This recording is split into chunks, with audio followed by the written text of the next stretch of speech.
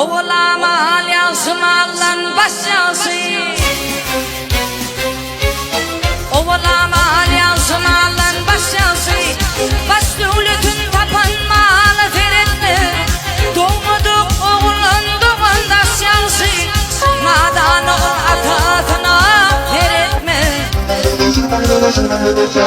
Doğmadık oğlan doğan daşyası, madan oğul atatına